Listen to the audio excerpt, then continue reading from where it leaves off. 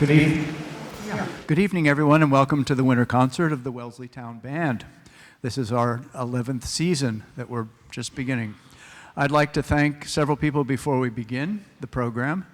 The Wellesley Public Schools, David Lucier, Superintendent, Jamie Chisholm, Principal of Wellesley High School, Steve Scott, Band Director of the Wellesley High School Bands, whose band room we rehearse in every Monday night all year long.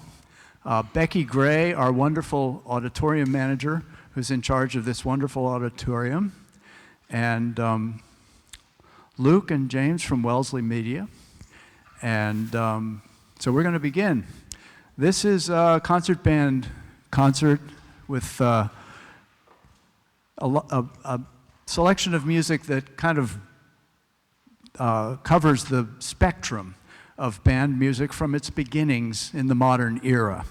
You'll hear music that was arranged by John Philip Sousa and some of the early great band composers.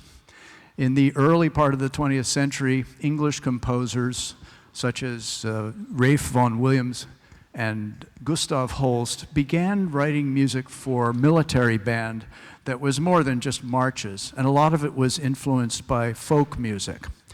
So our first selection is going to be a piece by Ralph Vaughan Williams, who collected a lot of folk songs all over England in walking tours in small villages and things, trying to preserve this vanishing style of singing before it disappeared altogether. And this is a selection of sailing songs from the golden age of sail, the British Navy, etc., called Sea Songs by Ralph Vaughan Williams.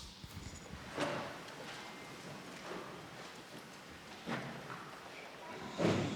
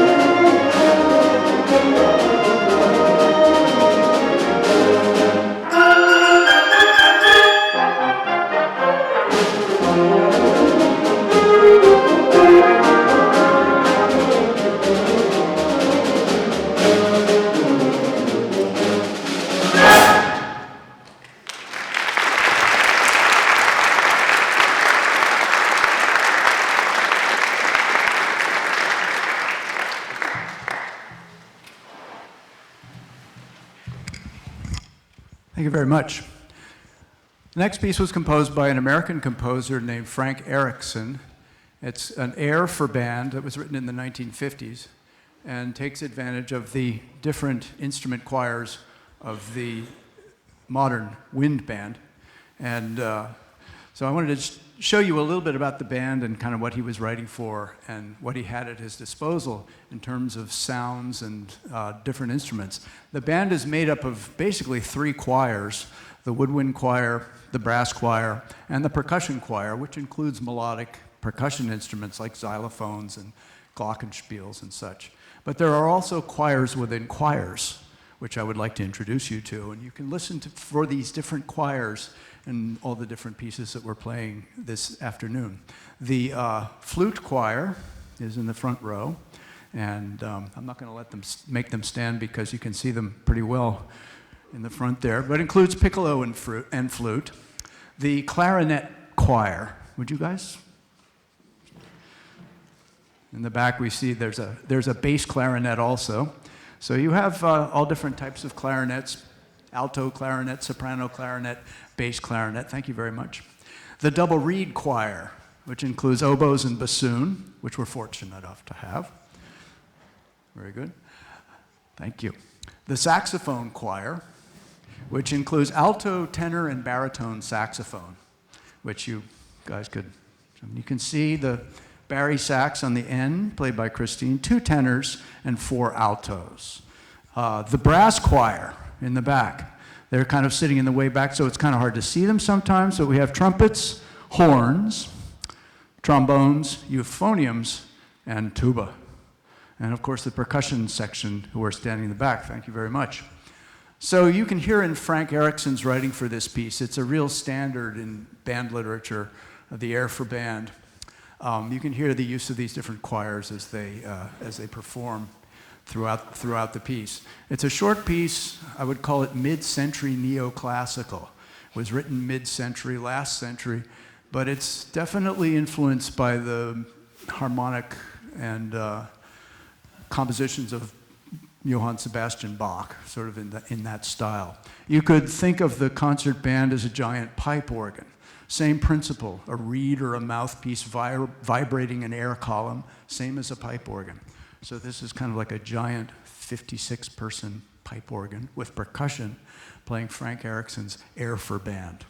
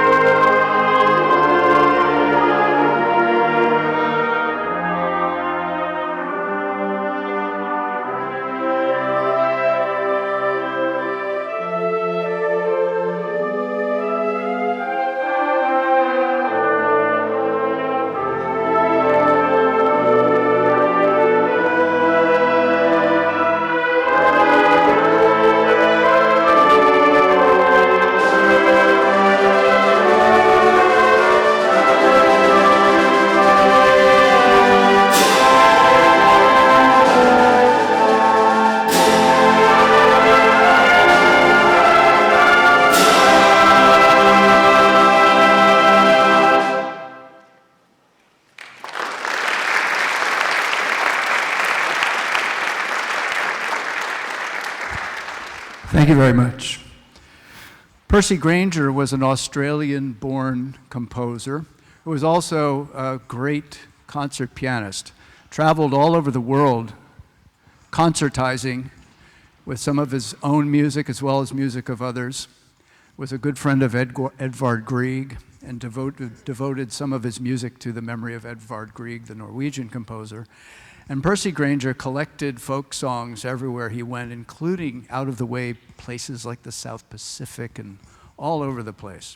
He really liked to walk, and he sometimes walked from engagement to engagement. There's a story that Percy Grainger performed in Boston once, and after the performance put his knapsack on his back and walked all the way to Worcester for his next gig, which must have been, back in the 1920s, a little easier on Route 9 than it is now.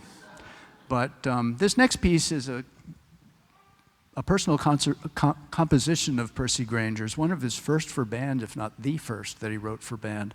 And it's a real walking song. It's called Children's March, subtitled Over the Hills and Far Away.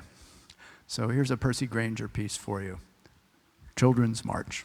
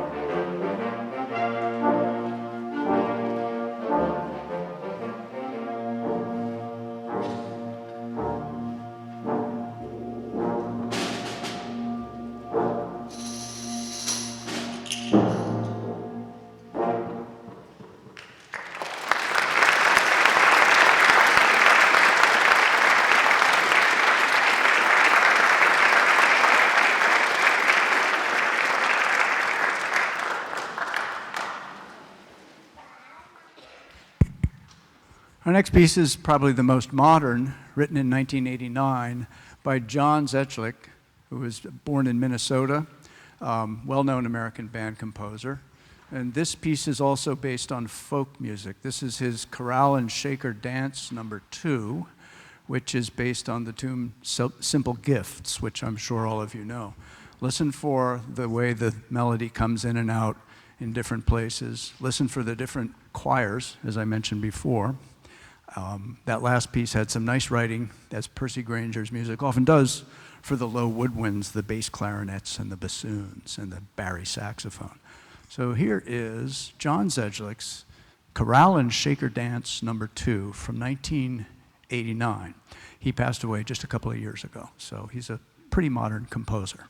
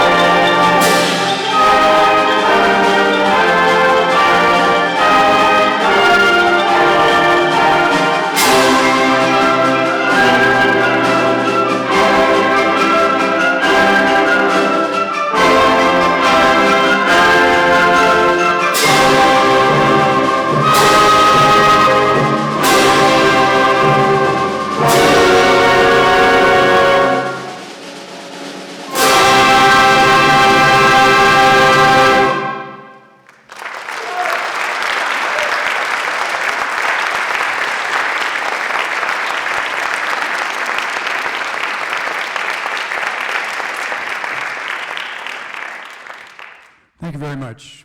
We're going to take a 10-minute intermission just to kind of rearrange things a little bit on the stage.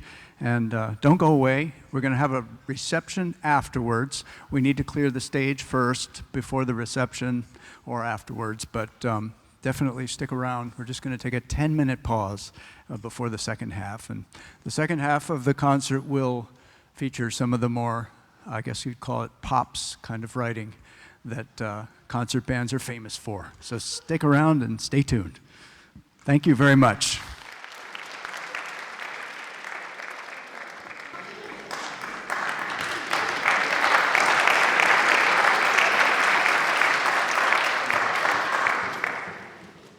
Thank you very much. This is the second half of the program. It's sort of more focused on pops music. And we're going to start off with an arrangement by John Philip Sousa, the music of the Pirates of Penzance. The story of this goes that Sousa's band was probably the most popular touring group in America in the 1880s. And they traveled by train. They traveled all over the country. And my grandfather, who was born in 1888, remembered taking the trolley in Philadelphia out to see him at Willow Grove Park, the way kids go to see rock concerts nowadays. And that's what they were expecting, was that kind of excitement. So in 1887, I believe the year is correct, Gilbert and Sullivan came to America, and they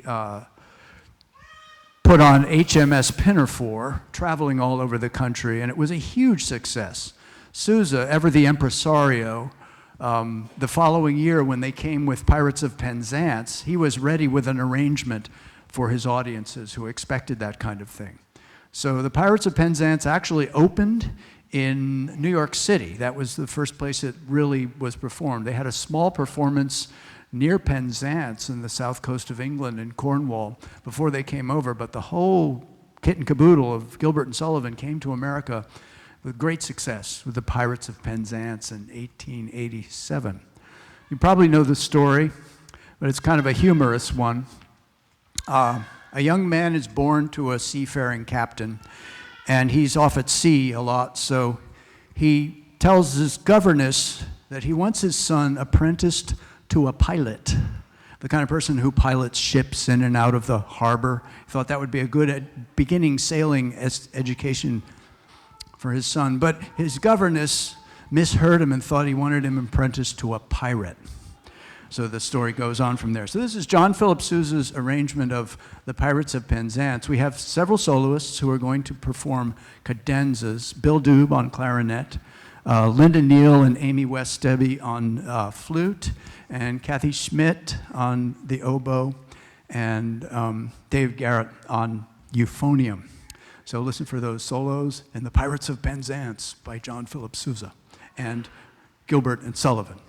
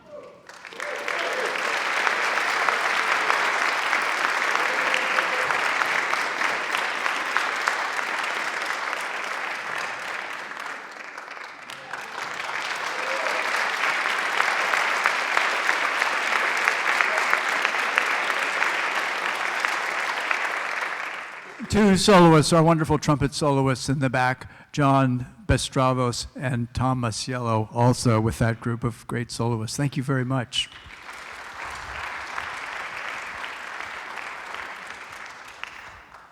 Now, our next composition is a local piece written by a local composer.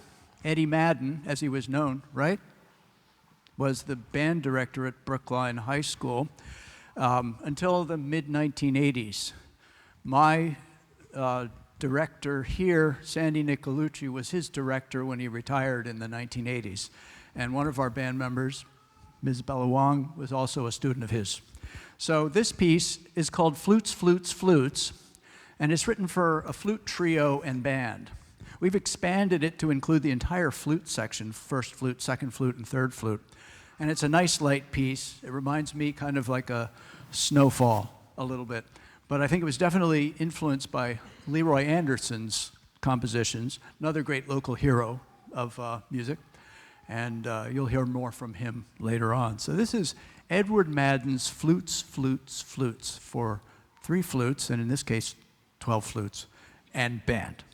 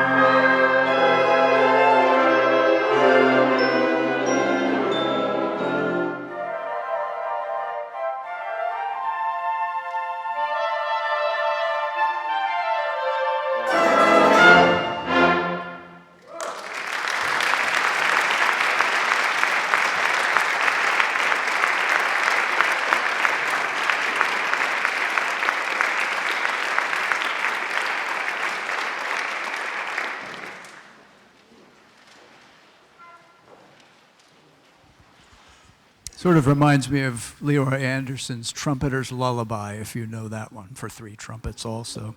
But great job, Flutes. That was awesome. Our next piece is a symphony of sitcoms. Paul Jennings wrote a piece that was a big hit in the band world back maybe 20, 30 years ago called Rhapsody of Reruns, and this is his follow-up, the Symphony of Sitcoms. You'll recognize some of these pieces if you're a certain age.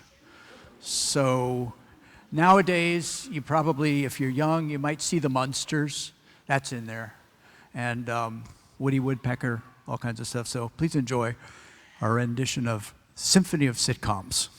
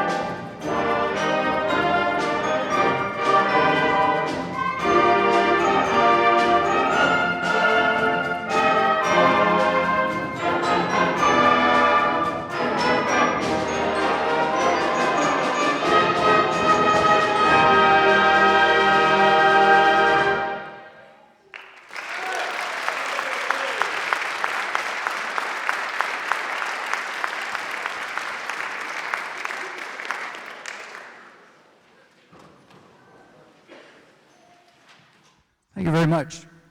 For our last piece, in time in keeping with the seasons, Leroy Anderson's famous Sleigh Ride, composed in 1949 and still very popular. You can't go anywhere without hearing it this time of year. So here we go with Leroy Anderson's Sleigh Ride. Thank you so much for coming to our concert. We really appreciate having such a great audience. And we hope to see you in April for our next indoor concert. So here is Sleigh Ride.